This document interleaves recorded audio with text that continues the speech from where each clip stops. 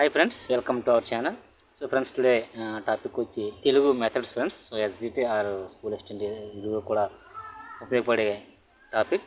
So Telugu methodology. So మీ Telugu methodology సంబంధించి అయితే మనకి ముఖ్యంగా మనము తెలుగు అకాడమీకి సంబంధించి ఉన్నటువంటి బుక్ నుంచి అయితే మనము ఆబ్జెక్టివ్ టైప్స్ బిట్స్ అయితే లెసన్ వైజ్గా పెట్టడం జరుగుతుంది. సో ఓవరాల్గా మనకు తెలుగు మెథడాలజీ ఎస్జిటికి సంబంధించి 10 లెసన్లు ఉంటాయి ఫ్రెండ్స్. సో లాస్ట్ లెసన్ మనకు వచ్చి భాష మూల్యాంకనం, అలా 9th 8th అలా లాస్ట్ నుంచి ఒక్కొక్కటి చేద్దాం. సో మనకు తెలుగు మెథడాలజీకి సంబంధించి మొత్తం 10 లెసన్స్ ఉంటాయి. అందులో లాస్ట్ లెసన్ వచ్చి భాష మూల్యాంకనం. దీనికి సంబంధించి ఇంపార్టెంట్ ఆబ్జెక్టివ్ బిట్స్ చూద్దాం. అలాగే ఇక్కడ కంటెంట్ కూడా ఉంది. So content already books PDF రూపంలో చాలామందికి ప్రొవైడ్ చేసాం. సో చూసాక ఒకసారి మనం పెట్టి ఆబ్జెక్టివ్ బిట్స్, ఎందుకంటే ఇంకా ఎగ్జామ్ కూడా ఎక్కువగా టైం లేదు కనుక డైరెక్ట్గా ఆబ్జెక్టివ్ టైప్ బిట్స్ మనం ప్రాక్టీస్ చేస్తే కొంత మనకు ఐడియా ఉంటుంది. ఓకేనా, ఇంకా లేట్ చేయకుండా టాపిక్ వెళ్ళిపోతాం ఫ్రెండ్స్. బహుళ ప్రశ్నలు చూడండి. ఫస్ట్ బిట్, నాకు ఇప్పటికీ గుర్తు, మేము పరీక్ష రాయడానికి వెళ్ళే దారిలో ఉన్న ప్రతి దేవాలయానికి వెళ్ళి ఇలా ప్రార్థించేవాళ్ళం. ఓ భగవంతుడನ್ನು ఎలాగైనా ఈ పరీక్ష నుంచి గట్టెక్కించు, ఇక కొబ్బరికాయలు కొడతాం అని ఈ మాటలు ఎవరు పలికారు అంటున్నాడండి. సో ఆప్షన్స్ చూడండి. గీజుబాయ్, John Dewey, Benjamin Bloom, Gilton. So ఇక్కడ ఆల్రెడీ నేను ఆప్షన్స్ పెట్టాను ఈ బుక్ ఆల్రెడీ చేయడం వల్ల. సో ఆప్షన్ 1 అండి, గీజుబాయ్ is the right answer. So ఒకసారి పాస్ చేసుకున్న బిట్స్ అయితే మనము కొంచెం గుర్తుపెట్టుకోవాలి సరిగ్గా. ఓకేనా ఫ్రెండ్స్, నెక్స్ట్ బిట్ చూడండి. రాష్ట్ర ప్రభుత్వం విద్యారంగంలో సెకండరీ స్థాయిలో నాన్ డిటెన్షన్ విధానాన్ని ఈ సంవత్సరం తీసుకువచ్చింది. Very very important bits friends. ఇది చాలాసార్లు వచ్చింది. 1971 అండి. ఆప్షన్ 2 ఇది కరెక్ట్ ఆన్సర్. 1971లో మనకి నాన్ డిటెన్షన్ విధానం అనేది మనకు తీసుకొచ్చింది మన రాష్ట్ర ప్రభుత్వం. నెక్స్ట్ బిట్ వచ్చి, బోధన అభ్యసన ప్రక్రియల ద్వారా వచ్చే ఫలితాలను అంచనా వేయడం ఏమంటారు? బోధన అభ్యసన ప్రక్రియల ద్వారా వచ్చే ఫలితాలను అంటే ఇంకా లాస్ట్ అండి మూల్యాంకనం గుర్తుపెట్టుకోవచ్చు మనము. సో మనము అభ్యసన ప్రక్రియల ద్వారా లాస్ట్ మనము ఎవాల్యుయేషన్ చేసేది మూల్యాంకనమే కనుక ఆప్షన్ 3 ఇది కరెక్ట్ ఆన్సర్ అవుతుంది. నెక్స్ట్ 4వ బిట్లు, మూల్యాంకనంలో జ్ఞానాత్మక, భావావేశ, మానసిక, చలనాత్మక రంగాల్లో లక్ష్యాలన్నింటినీ మూల్యాంకనం చేయడం ఏమంటారు అంటున్నాడండి. సో 3 రంగాలు కూడా మూల్యాంకనం చేయడం ఏమంటారంటే ఆప్షన్ 2 అంటే నిరంతర సమగ్ర మూల్యాంకనం, పేరులోనే ఉంది. సో ఆ మెథడ్కి సంబంధించి అయితే తెలుగు, ముఖ్యంగా తెలుగు మెథడ్కి సంబంధించి bit 1 or 2 times exam point of వ్యూలో అర్థం చేసుకుని చదివితే మ్యాక్సిమం బిట్టు మనము కరెక్ట్ ఆన్సర్ చేసి వచ్చేయండి. ఓకేనా, నెక్స్ట్ బిట్ చూడండి. నిర్ధారిత పాఠ్య ప్రణాళిక తరువాత లేదా కోర్సు పూర్తయిన తరువాత విద్యార్థి లక్ష్య సాధనం పరీక్షించే మూల్యాంకనం మీద అంటున్నాడండి. ఇక్కడ చూడండి, సంఘటనాత్మక మూల్యాంకనం, దాన్ని సమ్మేటివ్ అసైన్మెంట్ అంటాం. నెక్స్ట్ నిర్మాత మూల్యాంకనం, ఫార్మేటివ్ అసైన్మెంట్, నిరంతర మూల్యాంకనం, సమగ్ర మూల్యాంకనం. ఆప్షన్ వచ్చి 1 అండి. సో ఇది మనం ఎలా గుర్తుపెట్టుకొచ్చింది, నిర్ధారిత పాఠ్య ప్రణాళిక లేదంటే ఒక టెక్స్ట్ బుక్ మనం తీసుకున్నాం, ఒక కోర్సు లేదంటే ఒక 3వ తరగతి కోర్సు అనుకోండి. 3వ తరగతి మొత్తం అయిపోయిన తర్వాత నిర్మించే పరీక్ష ఏమవుతుందండి, సమ్మేటివ్ అవుతుంది కదా. సో ఎస్ఏ సమ్మేటివ్ అని అంటాం. అదే ఫార్మేటివ్ అని నిర్మాణాత్మక. ఫార్మేటివ్ అంటే మనకు తెలుసు ఆల్రెడీ, అప్పుడప్పుడు మనం స్లిప్ టెస్ట్లు పెడుతుంటాం కదా. మనకి ఫార్మేటివ్ అయితే 4 ఉంటాయి అనుకుంటా. సంఘటనాత్మక మూల్యాంకనం మనకి 1 ఇయర్లో 3 పెడతాం. సో నిర్మాత మూల్యాంకనం అయితే 4 సార్లు పెట్టవచ్చు మనం. అది యూనిట్ 1, యూనిట్ 2, యూనిట్ 3, యూనిట్ 4 అంటాం కదా, అవేనండి యూనిట్ టెస్ట్లు అనేవి నిర్మాత మూల్యాంకనం. సో మనకి హాఫ్ ఇయర్లీ, క్వార్టర్లు అంటాం కదా, అవి సంఘటనాత్మక మూల్యాంకనం. అలా గుర్తుపెట్టుకోండి. సో అలా గుర్తుపెట్టుకుని మనం ఇవి బిట్ అయితే గెయిన్ చేయొచ్చు. సంఘటనాత్మక మూల్యాంకనం లేదా సమ్మేటివ్ అని గుర్తుపెట్టుకుంటే మనకి ఈజీగా ఉంటుంది. నెక్స్ట్ బిట్ చూడండి. విద్యార్థులు పాఠశాల ద్వారా పొందిన విద్యా ప్రగతిని కొలవడానికి ఉపయోగించే సాధనం. చూడండి, బిట్ కొంచెం కన్ఫ్యూజ్గా ఉంది.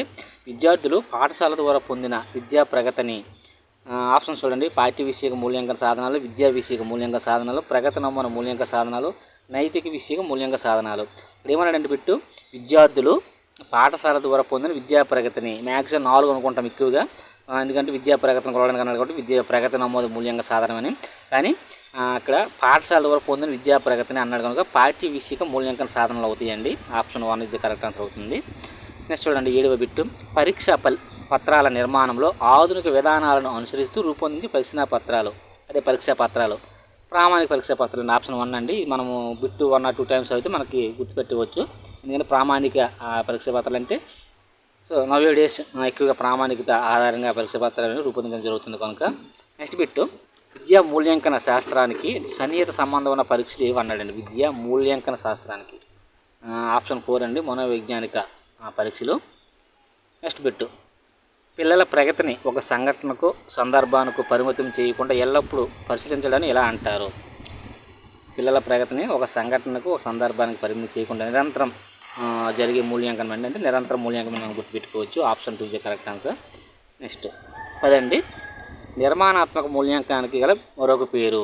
చెప్పాం కదా, నిర్మాణాత్మక మూల్యాంకనం అన్న ఫార్మేటివ్ ఎఫ్ఏ అంటాం కదా, FA1, FA2, FA3, FA4 లేదా యూనిట్ టెస్ట్ అంటాం.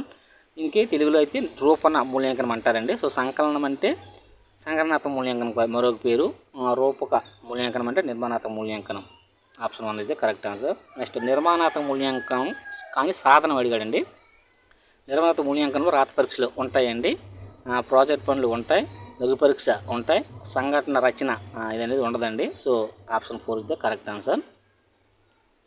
నెక్స్ట్ చూడండి, పిల్లల్లో పరిశీలన ప్రయోగ నైపుణ్యాలు అభివృద్ధి చెందే మార్గం. పిల్లల్లో పరిశీలన ప్రయోగ నైపుణ్యాలు అన్నాడు కాబట్టి option 1 the correct answer. Project పనులు చేయడం ద్వారా. నెక్స్ట్ నిర్మాణాత్మక మూల్యాంకనం లేదా ఫార్మేటివ్ మూల్యాంకనంలో లఘు పరీక్ష కేటాయించే మార్కులు. లఘు పరీక్షకి అది 20 అండి, 20 మార్కులు మనం కేటాయించడం జరుగుతుంది. Option 1 is the correct answer. 20 మార్కులు మన లఘు పరీక్షకు ఉంటాయి నిర్మాణాత్మక మూల్యాంకనంలో. నెక్స్ట్ రాత పరీక్షల రూపంలో మాత్రమే నిర్వహిస్తూ పాఠ్య విషయాలు పరీక్షించే మూల్యాంకనం. ఇది కూడా సంగణనాత్మక మూల్యాంకనం అండి. ఎందుకంటే మనకి ఈ రాత పరీక్ష రూపంలో ఉంటాయి. సంగణనాత్మక మూల్యాంకనంలో ప్రాజెక్ట్స్ అనేవి ఉండవండి, ఎందుకంటే డైరెక్ట్గా మనం అది సమ్మేటివ్ అసెస్మెంట్స్ కనుక.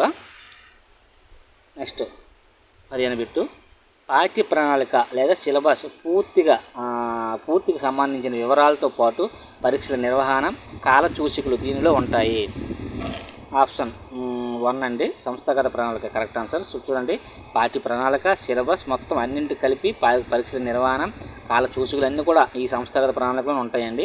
సో పాఠ్య ప్రణాళిక అన్నాడు, పీరియడ్ ప్రణాళిక అన్నాడు, పాఠశాల ప్రణాళిక, ఇవన్నీ కూడా ఈ సంస్థాగత ప్రణాళికలోనే భాగంగా ఉంటాయి కనుక so option 1 is the correct answer. సంగ్రహణాత్మక మూల్యాంకనం ప్రశ్న పత్రంలో వీటిని ఇవ్వరాదు. సంగ్రహణాత్మక మూల్యాంకనం అంటే ఏం చెప్పాం మనం? సమ్మేటివ్ అసెస్మెంట్స్ అన్నాం. సమ్మేటివ్ అసెస్మెంట్స్ ఓన్లీ రాత పరీక్షలు అని చెప్పాం. సో ప్రాజెక్ట్ పని అనేవి ఉండవు కనుక option 1 is the correct answer అవుతుంది. ప్రశ్న పత్రం తయారు చేయడానికి ముందు చేయాల్సిన పని ఏం చేయాలంటే, ముందు భారత పట్టిక తయారు చేయాలండి. మనం ఇది డైట్ డిఎడ్ కానీ బీఈడి కానీ చేస్తే మనకి ఈ మెథడాలజీ మనకి అక్కడ చెప్పడం జరుగుతుంది. ప్రశ్న పత్రం తయారీ, అలాగే మనం ప్రశ్న పత్రం కండక్ట్ చేయడం ఎలా, మనం ఓన్గా ప్రశ్న పత్రం తయారు చేయాలి. అలాగే భారత పట్టిక అంటే లఘు పరీక్షలకి ఎంత ఇవ్వాలి, కాఠిన్యత ఎంత ఇవ్వాలి, మొత్తం మనకి డైట్ మెథడాలజీలో ఉంటాయి ఇది. సో ఆప్షన్ 1 భారత పట్టిక ఆధారంగానే మనం ప్రశ్న పత్రం తయారు చేయాలి. నెక్స్ట్ 18 పెట్టండి, సంగ్రహణాత్మక మూల్యాంకనం విద్యా సంవత్సరం ఎన్నిసార్లు నిర్వహించాలి అంటే సమ్మేటివ్ అసైన్మెంట్ ఎన్నిసార్లు అంటున్నాడండి. ఆప్షన్ 1 అండి, 3 సార్లు అండి. అదే నిర్మాణాత్మక మూల్యాంకనం అయితే 4 సార్లు గుర్తుపెట్టుకోండి, లేదా ఫార్మేటివ్ అసైన్మెంట్ అంటాం. భాషకు బీజం వేసేది ఏంటి? ఆప్షన్ 1 అండి, తల్లి ఒడి. భాషకు బీజం వేసేది తల్లి ఒడి. లాస్ట్ పెట్టండి, విద్యార్థుల అభ్యసన ఫలితాలు దీనికి ఆధారం అవుతాయి. విద్యార్థుల అభ్యసన ఫలితాలు విద్యార్థుల వికాసానికి, విద్యార్థుల పెరుగుదలకు, విద్యార్థుల మార్కుల సాధనకి, విద్యార్థుల ప్రగతికు.